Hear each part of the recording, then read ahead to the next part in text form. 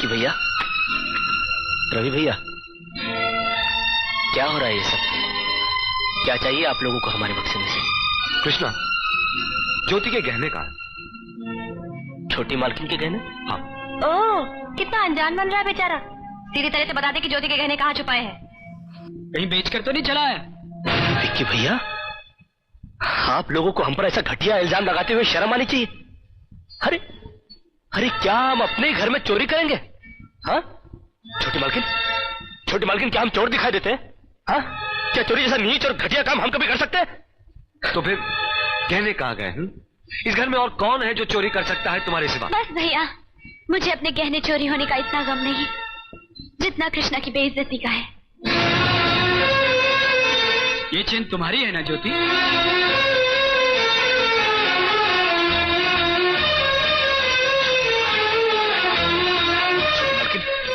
ये हमको नहीं पता कि हमारे बक्से में कैसे पहुंची। हम सच कहते हैं। तो तू कहना क्या चाहता है? हम में से किसी ने ये चेन तेरे बक्से में रख दी? ये इस तरह नहीं मानेगा। फोन करके पुलिस को बुला, वो खुद ही कबूल करवा लेगी। तुम ठीक कह रही हो। अरे नहीं, इस घर में पुलिस नहीं आएगी। छोटी मालकिन ने समझाइए, इस घर में पुलिस आएगी तो इस घर की बड़ी बेइज्जती हो जाएगी। ठहरो, कोई जरूरत नहीं पुलिस को मेरे दरवाजे पर बुलाने की। मगर बड़े भैया, ये रवि, मैं अभी तक मरा नहीं हूं। घर की छोटी मोटी उलझने मैं खुद सुलझा सकता हूं। साहब जी ने डांटिए, अभी का अभी डांटिए। अरे छोटी मालकिन के गहने चोरी हो गए और ये लोग हम पर शक कर रहे हैं। ये लोग सोच रहे हैं कि वो गहने हम कहीं बेचा है।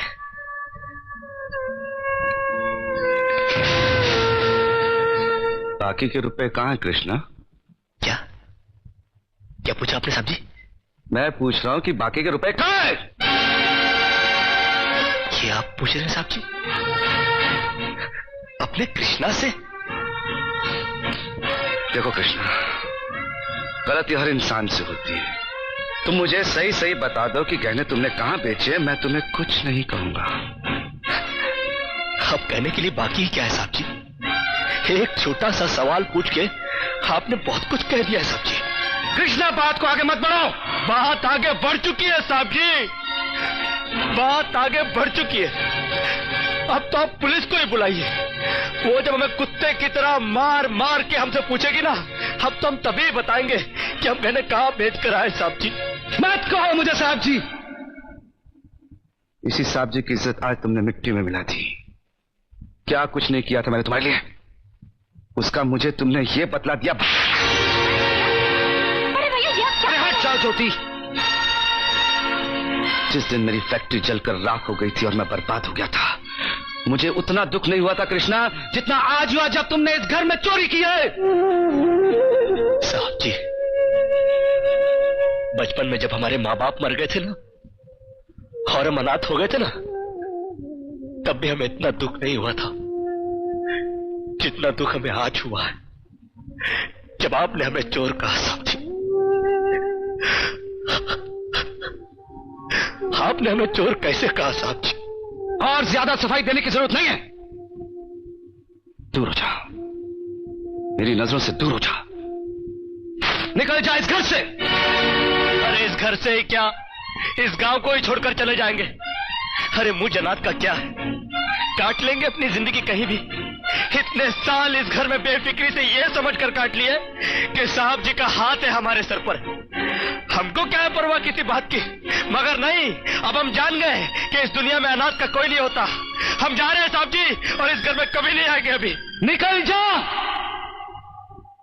दोबारा इस घर की दहलीज में कदम भी रखा तो मेरा मरा हुआ मुंह देखेगा तू। अरे नहीं नहीं नहीं, मुझ नौकर के लिए अपने दिल को दुख देने की कोई जरूरत नहीं। मैं कदम भी नहीं रखूंगा यहाँ पर, कभी नहीं आऊंगा अभी। भगवान के लिए भैया को गलत मत समझना, उनकी बात का बुरा मत मानना। वो तुम्हें बहुत प्यार करते हैं। हाँ देखा देखा, बहुत प्यार करते हैं मुझसे। कृष्णा, ये क्या हो रहा है? क्यों चिल्ला रहे हो? अरे नहीं नहीं, आप हमसे बात मत करो बड़ी मालकिन। क्यों? अरे हम छोटी मालकिन के सारे गहने चुरा के खा चुके हैं। ये क्या बकवास कर रहे हो? अरे नहीं, हम सच बोल रहे हैं, हम सच बोल रहे हैं। हम चोर है चोर। और आप भी हमसे बात क्या कर रही हो? अब हमको मारो, मारो हमको। कृष्णा, बड़ी मालकिन, जब विक्की भैया ने हमको चाटा मारा ना, हमको बुरा नहीं लगा। अरे नैना भाभी ने हमको कुत्ता बोला, कुत्ता, हम वो भी सह गए। मगर आज साहब जी ने जब हमको चाटा मारा तो हमें यहाँ नहीं, यहाँ लगा यहाँ। उन्होंने तुम्हें चाटा मारा? हाँ, और सिर्फ चाटा ही नहीं मारा, घर छोड़कर जाने के लिए कहा है। और हम भी यहाँ रहेंगे नहीं, हम जा रहे हैं। और आप भी सुन लो बड़ी मालकिन, अगर भूले भटके हमने आपके दिल को ठेस पहुंचाई हो ना, तो हमको माफ कर देना। ये क्या सुन रही हूं मैं? आपने कृष्णा पर हाथ उठाया, उसको घर से निकल जाने के लिए कहा। आप क्या समझते हैं हमारा कृष्णा चोरी कर सकता है? अरे अगर भगवान भी जमीन पर उतरकर उसके खिलाफ गवाही देना, तब भी मुझे विश्वास नहीं होगा। आप किसे मानते हैं? कौन कमबख्त मान गया कि कृष्णा ने चोरी की है? फिर आपने ऐसा क्यों किया? बड़ी सीधी सी बात है, जान के समझने की कोशिश करो। मैं सब कुछ बर्दाश्त कर सकता हूं, लेकिन कृष्णा को कोई कुछ कहता है तो एक तीर सा लग जाता है मेरे दिल में। आज वो तीर पूरी तरह घुस गया है मेरे दिल में, जब लोगों ने उसे चोर का। बड़ी मुश्किल से संभाला है मैंने जख्मी दिल को, बड़ी मुश्किल से उठाया ये हाथ मैंने उसे मारने के लिए, बड़ी मुश्किल से मैंने उससे कहा कि निकल जा घर से। लेकिन जरा ये तो सोचिए, वो जाएगा कहाँ?